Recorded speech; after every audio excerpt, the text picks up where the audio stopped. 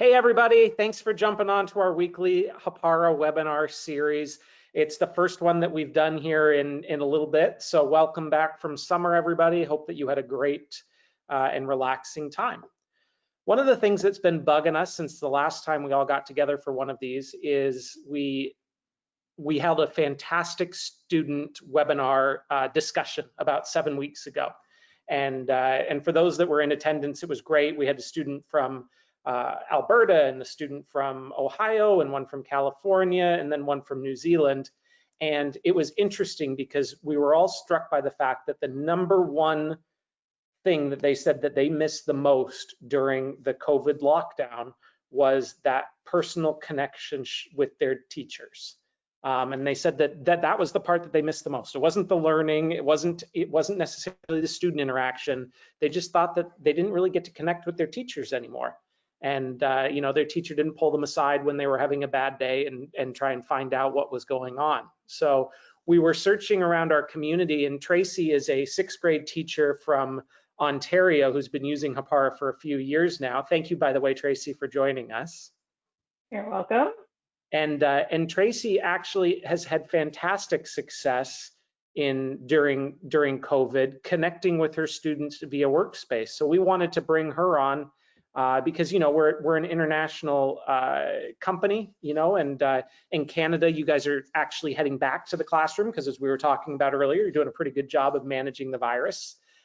In the US, some schools are heading back, some schools are doing hybrid, some schools are staying at home. So we can all benefit by some of your tips and tricks, Tracey. So thank you again for jumping on with us. No problem. Talk to me a little bit, Tracey, about COVID hit.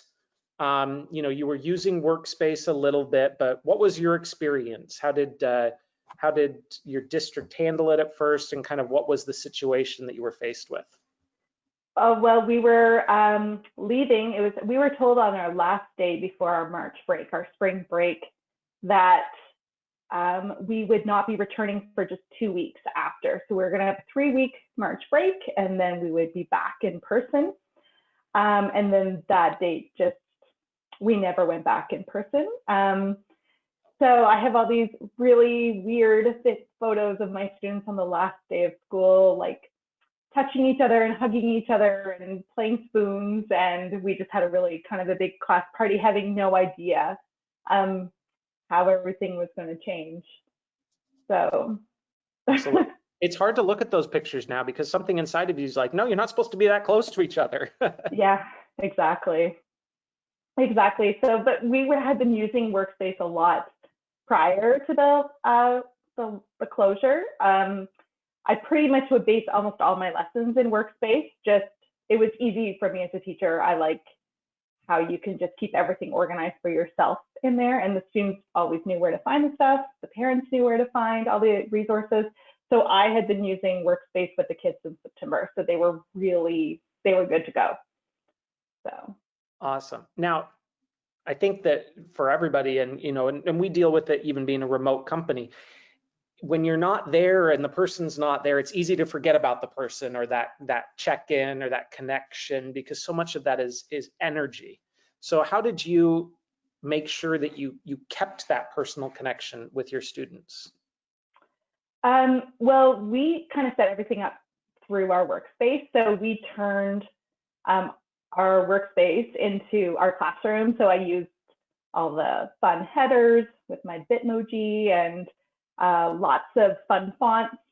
And then I sort of organized it that way so the kids had a place where everything would be. And then I try to keep things as normal as possible. So we always started with a Google slide in our classroom with kind of, you know, what we were going to do that day. So I had that in the Workspace. It would be a place for us to use Flipgrid so we could still see each other's faces.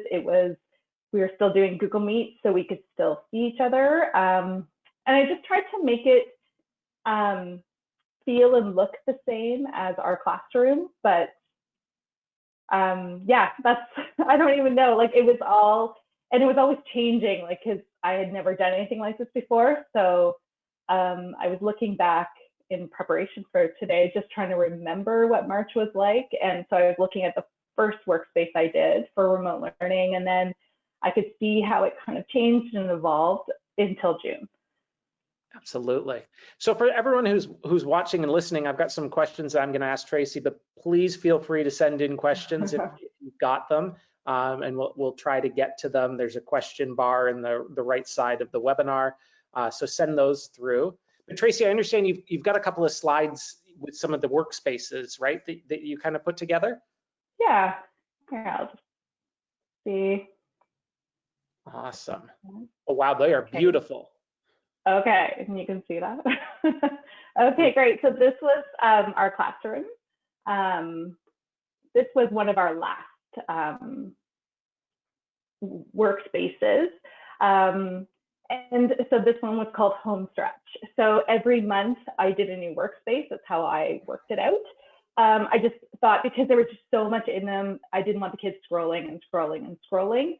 So we decided as a class to do a new one every month, and I used Google Form, and the kids, we had a naming contest. So this one was Home Stretch. That was a suggestion from the kids since we were almost done. We had WA, which I actually took from one of my friends. That's the name of her workspace, and it was WA, so we could just go WA, and it was work at home. And then we had one was called I'm Bored, because the very first workspace, we weren't actually formally mandated. The government hadn't come out with a plan on what we were to do with the kids. So I had just made a workspace of activities, because I'm a parent and my own kids were bored and they wanted something to do. So the first one was called I'm Bored. And then we had one called Pajama School, because I was trying to frame it so that it was fun and it's still school, but we can wear our pajamas, and I was trying to kind of market it as something positive. So, this is the top of the workspace that you can see. And so I used sections. So, and I would put everything in there. So I had math, I teach math, language, and religion. So I would just keep all the housekeeping stuff at the top. I would, have lots of feedback from the kids. I would always do a workspace tour every week. It was a video on YouTube, and I would send that out to the parents too, so they could see what the work looked like, what was actually expected of the kids. Even though the kids were in grade 6, they were able to access and do all this on their own. Some of them needed some help by their parents to, oh, Miss Nesrallah said you're doing this. So at least they knew where to find it, because they didn't really know anything about Hapara, my parents. So at least they could find it. And I loved that it was pretty, and every month it looked different. So, and I had a math one as well. So this is our math one. I numbered everything because the kids were having a hard time, because normally I used Workspace in the classroom, so I could easily direct the kids where to go. So I started numbering them. So start here, then move there. And then you can see on the side here, I just added pictures of some of the differentiated tasks that I put in. So everybody was able to be successful with what we were doing in class. So I was making sure that there was an entry point for everyone in the class.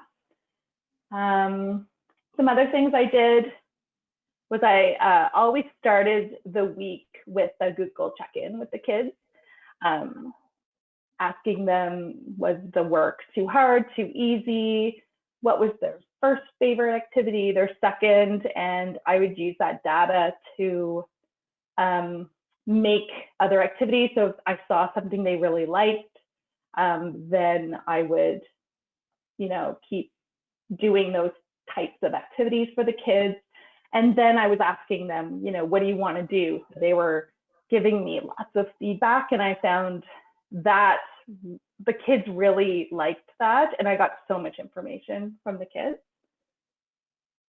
And I really tried to do a lot of collaborating, because that's how I worked in my classroom. And even though we were spread out all over our little village, we were still able to collaborate. So I used the group work setting in the evidence column, and I would put in a Google slide that was really open-ended, and then the kids were able to see everybody else's slides. If they didn't have an idea, they can kind of look at somebody else's idea to build on it. And these ones the kids really loved, and it was really interesting because at the beginning of the year in September, I had polled my students on their liking of math, and all of my students seem to hate math. But when we were doing stuff like this at home, always the Google form, all of their favorite activities were all the math things we were doing. So yeah, so that was probably my favorite thing I did with the remote learning, were these kind of just shared Google slides, and it was so easy. It wasn't a weird app. It was just something the kids already knew how to use. And this in particular, this question in particular, I got a lot of emails from the kids because I had said that I ordered shoes. And I got a lot of feedback from the kids asking me what kind of shoes I ordered, and and they were very opinionated about the shoes I ordered, and it was like so interesting. Like it felt like we were still in the classroom because we would have had that same conversation in math class, and it was still happening. That's what I found so interesting, that the kids were still reaching out to me. They still wanted to talk to me. I love that. Now, Yeah. how did students interact with each other, or was it mostly kind of interaction from the student to you? There was a lot of me to just between the two students, like just me and the students individually. But through this, they were able to kind of talk to each other. We would do Flipgrids, so they could talk to each other, Google Meets. I didn't do any teaching over Google Meet. It was mostly just social. We'd play some games, just get them talking, and so they could see each other. But mostly, it was just between me and the students. Although later on, we did do a collaborative board games through Google Slides, and they were all paired up and they were playing games with each other, which was really interesting, and it was really fun. But in the workspace, it was mostly me talking to the kids individually. Yeah. One thing I did find doing remote learning was that I really had to be flexible, because I was using a lot of Flipgrid. I don't know if you know Flipgrid, but it's like a video platform that you can talk into.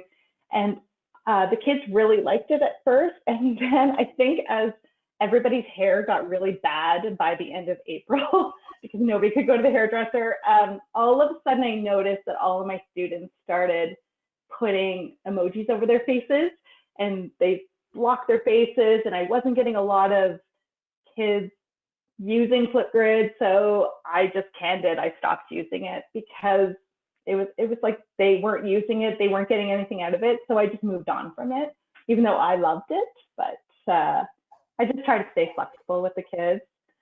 Talking with the kids, I did a lot of feedback, and I really used the whole Google, like when you ask somebody in a comment, I made these little stickers for the kids. They really liked the stickers. And then I would like tag them whenever I would read the work. It was really important to me that the kids knew I was reading the work, because in Ontario, we were directed that their mark could not get any worse, and we were just giving feedback. We weren't actually assessing their work. So I wanted them to know that their work mattered. So I made sure that I put a sticker or a comment on every little thing they did. It was really important to me that they knew I was seeing it. And then I included a lot of my voice in my face. So I used Pear Deck, and I would add my voice and read the slides to the kids. I thought that was important. I thought that they needed to still feel connected to me, that I was still their teacher, and I thought it was important that they could see me and hear me. So I did a lot of that. And with the Google Meets as well, that helped. And then mostly I just tried to have fun with the kids. Like my students are 11, and I just really wanted them to remember that they're still kids, and it was a big scary thing was happening in the world, but we could still have fun, and it was okay to have fun. So I love that. And I think that's the hardest part too, right? Is making online learning fun, because it seems much more serious than being in the classroom, because some days you have fun days in the classroom. Yeah, exactly. Or like, you just do kind of silly activities, and we were really limited on how much work we were allowed to share. So we were only supposed to give 5 hours of work a week. So I wanted to maximize on that work, but I also wanted these 11-year-old kids to still have fun and enjoy doing it and want to do it. Like that was my big motivator, because our education minister went on TV and said, if you're in elementary, you don't have to do the work, because they didn't want people to feel burdened by it. Like if you didn't have the tech, or if your parents were working from home, we didn't want to stress you out. So I took it as a challenge. Like I'm like, okay, well, if they don't have to do it? If I was 11, why would I do this work then? And so that was my goal, was I just wanted them to want to do it. So I was trying to think like an 11-year-old a lot of the time. I love it. That's great. We've got a question for you, Tracey. We got a bunch. People are loving everything that you're doing, so that's awesome. So we've got some more clarifications. One of the questions is, how can you see Workspace working for a grade 1 in an online learning platform, since the students can't read or write or independently access Hapara at the beginning of the year? Is it possible for parents to take pictures of their work and attach it under evidence? Yes, you totally can do that. If you leave in the evidence card, if you leave it blank and you don't attach something, then the user can attach anything they want. And I was actually a really good way to do it, which I do it with my students all the time, because we do a lot of math through Hapara, so it's online. And we would take a selfie. We called it a whiteboard selfie. So my students would do their work on a whiteboard, and then they would just hold it up to the camera and insert it into a slide. So that's easy to do, or just taking a picture with your cell phone and attaching it that way. You could totally do that. If you can learn how to make custom headers, like you could see in my workspaces, I always use a custom header. And when I've made workspaces for kinders or other littles, I think those workspace card headers are even more important, because the kids can't read. You could just have a header that is green, or with the number 1 on it, or a picture of a duck, like click on the duck. And then I think it makes it really accessible. And then also you could see I was using 4 columns, but if I was working with littles, I'd probably only use the 2. I would probably just have the evidence column and then one other column for the resources, just to simplify it. That's great advice. We've got actually a lot of elementary teachers who, we never really imagined Workspace being used in that kind of K2 environment, but COVID. And so that always, that changed everything. And so we had a number of teachers who are writing the cards for the parents, with instructions for the parents on how to do the work. So it was more of so that the parent could then work with the child. And then in a number of areas, with you guys in French, but then also down in the US in Spanish, had written the instructions, or they just used Google Translate, but put the instructions in the second language as well, because a lot of parents and that sort of thing needed that assistance. And I think Workspace, I think little kids can use Workspace just as much as, I have 2 kids in high school, and when I look at how they use Workspace, it's very different than even how I use it as a grade 6 teacher. And then I've been trying to encourage some of the I've been using with the primaries in my own school, and it works. Like kids catch on really quickly. Absolutely. And that's one of the things too, which I know you guys have been beta testing it since the very beginning, because in your school district, you're one of our original Hāpara users and you know, kind of master users, we would classify you guys as.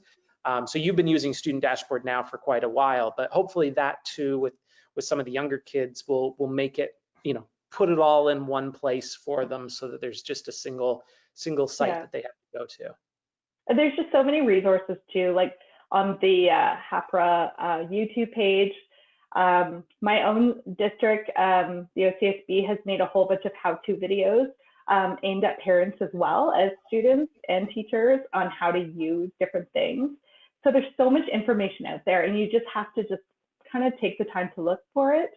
But it's kind of like, I think Hapara, the thing that I like about Workspace is that it is pretty intuitive, especially for little kids. Like, they know they can do it. Like, you just have to kind of let them experiment with it.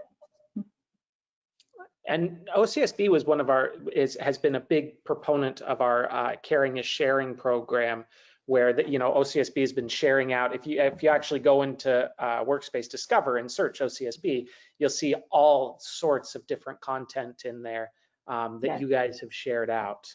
I shared some, and I have really cool socks, hippie socks. Awesome.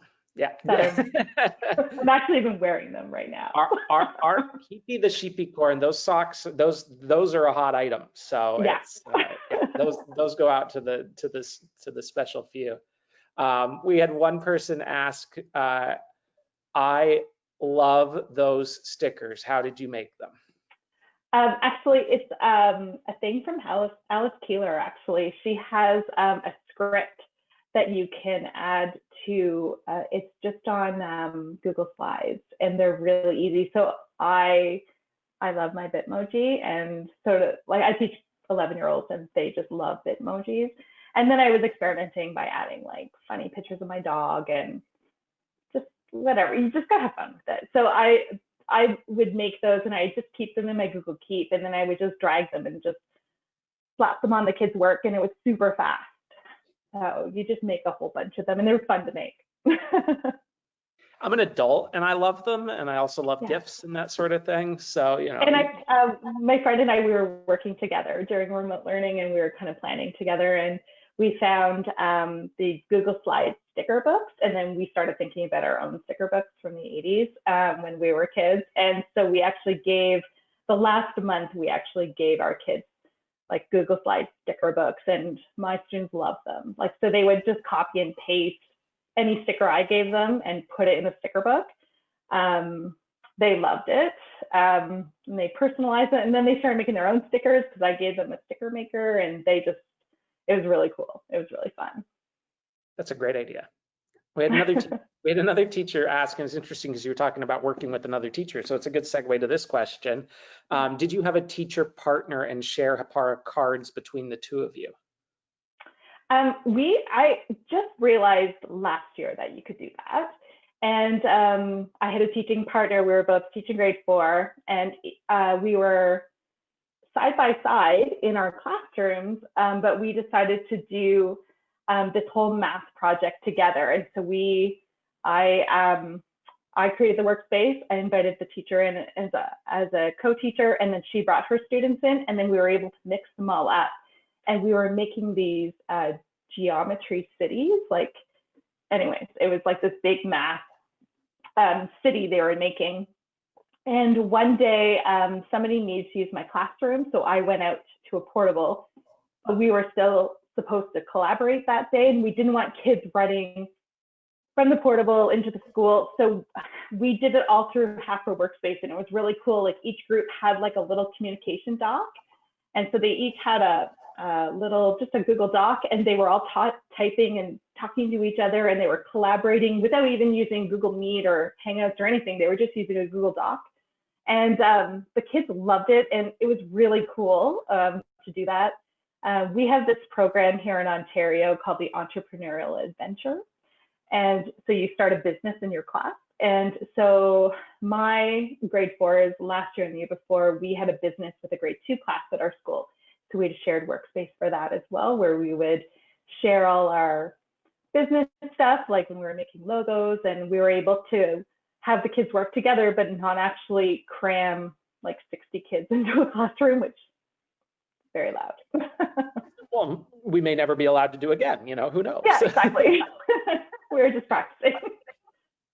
Well, that's wonderful. That's a great suggestion. Had someone else asking that they commented on your YouTube parent videos and really liking that idea. They were just asking, how did you find that helped with your parent communication and, you know, them being able to know what the student had to do? Well, our parents were getting so many emails. If they had multiple kids in multiple grades, they were probably hearing from a lot of people and trying to keep all that work straight. And I personally, I need to see it to understand fully. So I would just use Screencastify. It was actually something I started in September with my parents, and I would just do it as like, instead of having a newsletter, I just did a screencast once a week. And I thought it was a nice way to make a relationship with the parents, since especially with grade sixes, the parents aren't as involved in, you know, they're not coming to school as often as when they were little. So I would just do these screencasts starting right from the first day of school, and I would just kind of show them. Mostly I was doing it because I wanted them to see what grade 6 math looked like. Because I don't do a lot of homework, so they wouldn't be seeing a lot of the stuff coming home. So I just wanted them to be aware of what was happening. And then once the shutdown happened and we were online, it was just the best way to communicate what was happening in the class, and for them to see what the workspace looked like, where to find the work, because the parents were really, it was like information overload. And I think it was just a really simple, fast, it was very fast for me to do. It took me as long, like if the screencast was 2 minutes long, it literally took me 2 minutes to do it. So it was easy, fast, it was fast, easier than typing, just talk, show them. Yeah, so it's something I'll definitely continue doing, even we're going back into the classroom, and it's definitely a practice that I'll keep doing. It's a great suggestion. There's tons of really good free webcam recording solutions out there. I started using Vidyard with my team, which is another one. And I mean, even they loved, you know, I thought it was kind of silly, but I was bored one day and I didn't want to write an email. So I was like, all right, I'll just send you a little message here. And it does, it's different. So people like that, you know, because. Yeah.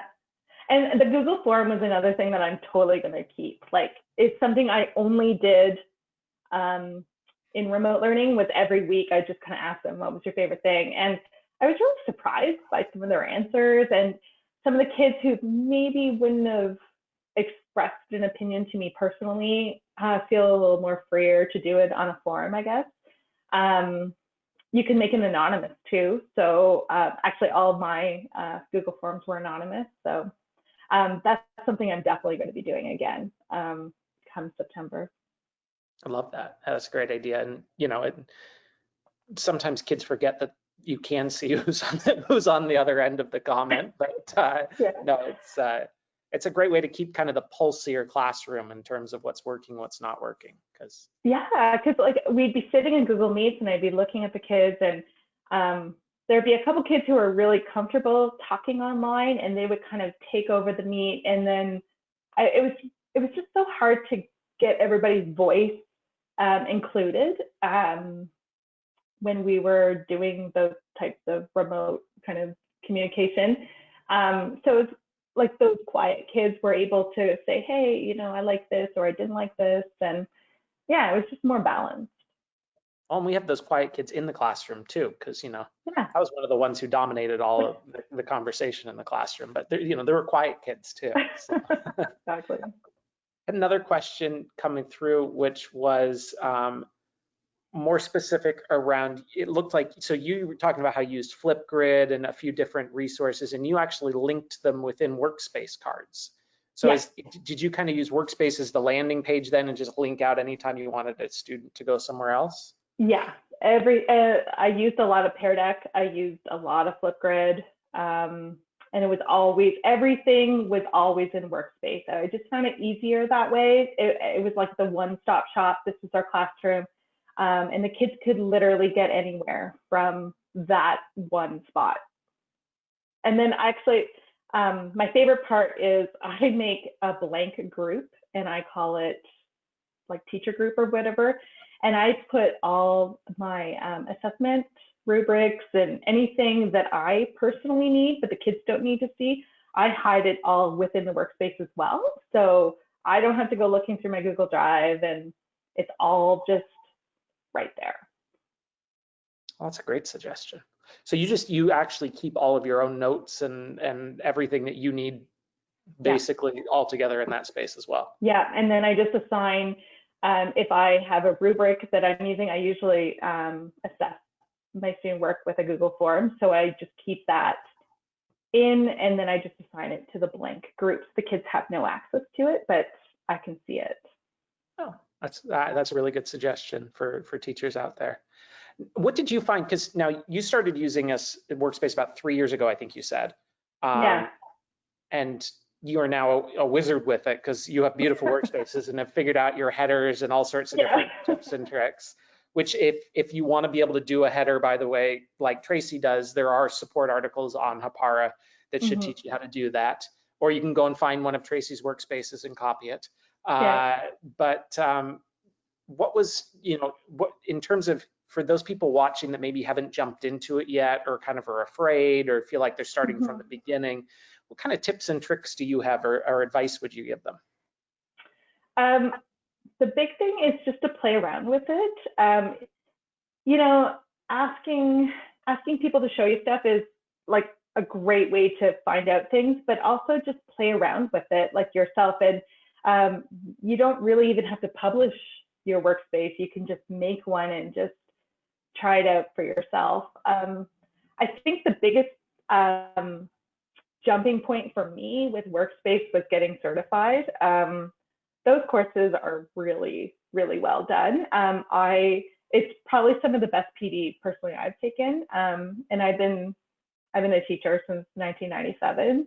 And I found, even though Workspace is a product, it did really change how I teach in the classroom, even before remote learning happened. Like, I stopped being that person in the front of the room talking all the time once I started using Workspace, because I would put, a screencast of me talking and it was shorter, or I would find a different resource and I would put in the Workspace, and then the kids, they owned it because it was in there and they could.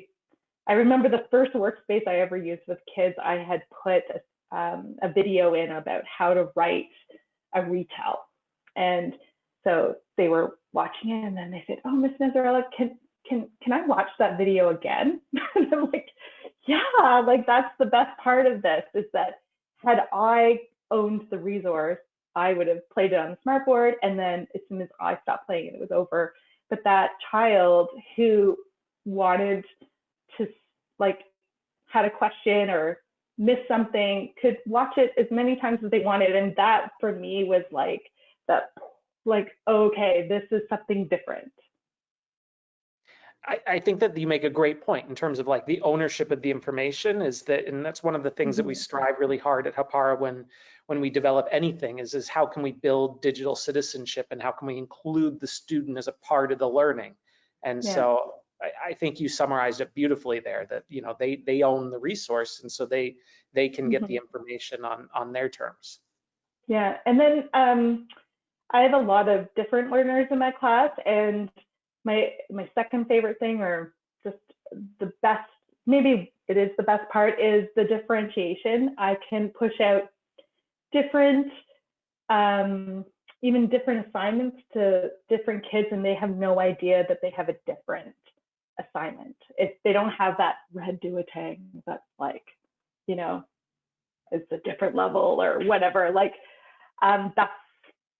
it's just amazing that it really preserves like the dignity of all the students in the class. Like, nobody knows what everybody's working on. And I think that's a really powerful part of the tool as well, that I think a lot of people forget, that you can make groups and you can push out totally different assignments to your groups, and they can't tell. like they don't even see everybody else's work.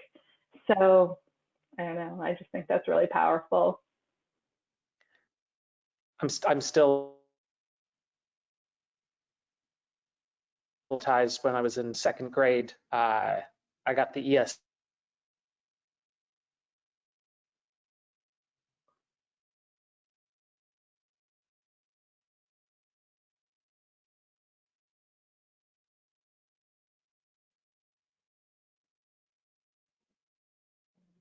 I lost you there for a little bit.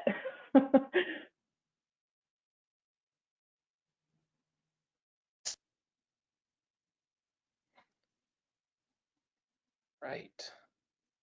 Okay. Well, I'm not sure if it's my internet or if it is if we've lost Tracey, but Oh, am I back? Okay. Oh, it was me. I'm getting notices now. I was just talking, I was like, I don't know if it's Tracey's internet or my internet, but thank you to all of our participants for pointing out that it was my internet. So we're back now, which is great. Okay. Great. Awesome.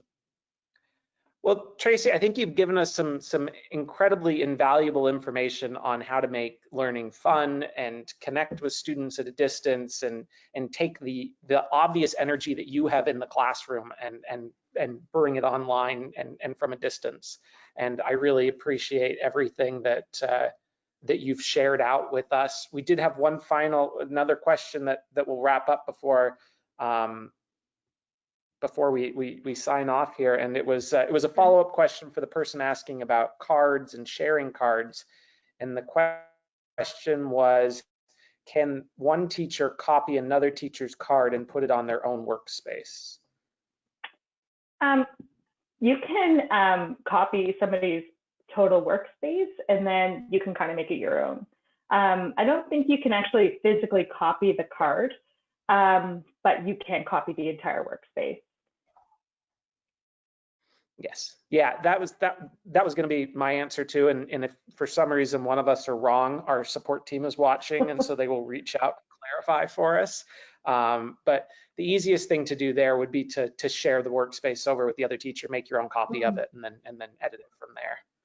Yeah. And you know, for those people watching, if you haven't gotten a chance to get into the discovery component of Workspace, we have been working all summer to try and align as many of the workspaces as we can with the different standards. So there is pretty much anything that you could possibly be looking at teaching. There should be somebody's incredible work in there that you can use as a starting off point. The only thing that we ask is if you're using a resource that someone shared, share some of your resources yourself, because it's an incredible community that's growing.